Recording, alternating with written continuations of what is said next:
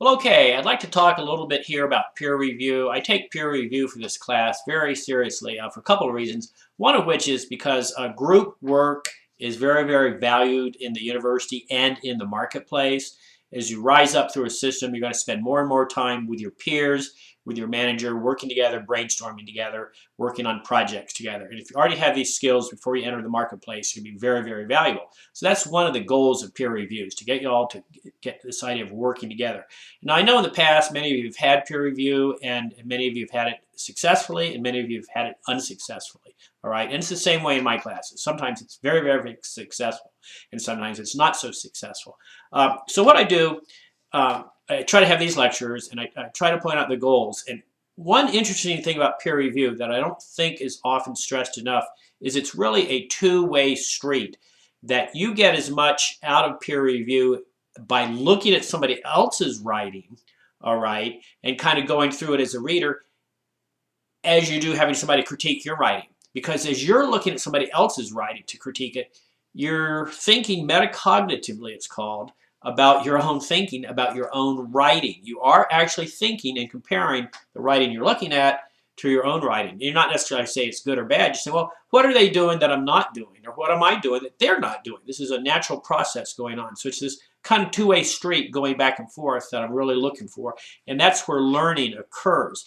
Now, specifically, I want you to be looking at, this is not a proofreading exercise, okay?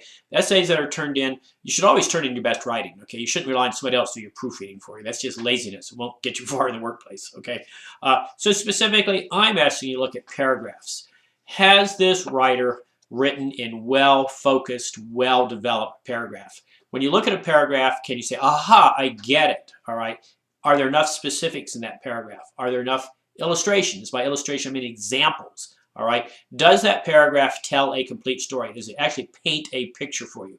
That's the goal here. Can you look at a paragraph and say, this is focus. This is what this is about. And I have enough detail here to understand that point. Don't forget, I keep saying that a paragraph equals a point you want to make. Now, generally speaking, a good paragraph is going to begin with a sentence that in some fashion describes what the paragraph's about. All right. And then that paragraph is going to stick to that description. It's going to stick to that sentence. It's not going to wander off here. It's not going to wander off there. All right. So if I'm talking about my office, right, and I couldn't do it all in one paragraph, but you can see some of my certificates from IPFW and Duke and Hoosier State Press Association background. I would have multiple paragraphs about my office, but I certainly wouldn't start talking about my kitchen, right? I'd be talking about my office. All right. So kind of look for those kinds of things. Okay. Now, I want to also tell you how I emphasize peer review in this class, and it's going to alarm you a little bit. 50% of your grade for this essay comes from peer review. And I do this by averaging, it's just simple average, your peer review grade with your essay grade. Okay, boom, 50%. This is how it works out, 50 and 50, 100. Now, this alarms some students justifiably because they say, well, you know, what if nobody turns their essay in? Or what if nobody reviews mine? Or what if? I understand all that. Okay, I'm an extremely experienced teacher. I understand students, all that kind of thing. So I allow for that. When I grade peer review, I will grade you personally on your level of engagement, all right? Not on anybody else's level of engagement. I grade you on your work in peer review.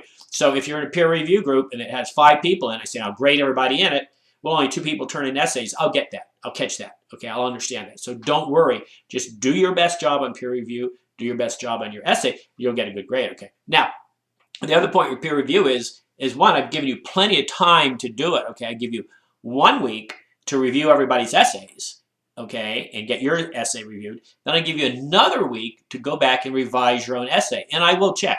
Do not turn into me exactly what you turn into peer review. Don't do that. Don't do that, and I will check, all right? The whole purpose, many purposes of peer review, but one of them is so that you get some time to think about your own essay before you turn it in. In any environment, you should never turn in your first piece of work. You just should not do that. It's not just a question of proofreading, all right, although you always catch things later, all right? I do all the time. I turn in, I make comments on your grades and that kind of thing, and as soon as I press submit, I say, oh man, there's a typo. I understand that.